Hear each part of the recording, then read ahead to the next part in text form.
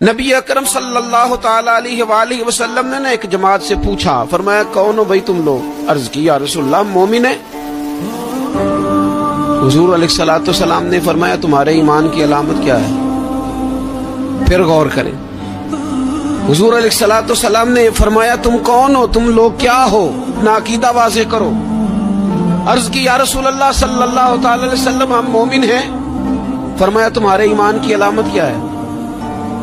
انہوں نے عرض کی یا رسول اللہ رب نعمت دے تو شکر کرتے ہیں، آزمائش ڈالے تو صبر کرتے ہیں، اللہ کے فیصلوں پہ راضی رہتے ہیں۔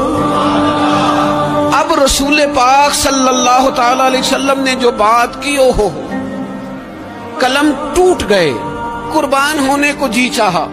محبوب فرمانے لگے تم لوگ کیا ہو؟ یا رسول اللہ مومن ہے۔ تمہارے ایمان کی علامت کیا ہے؟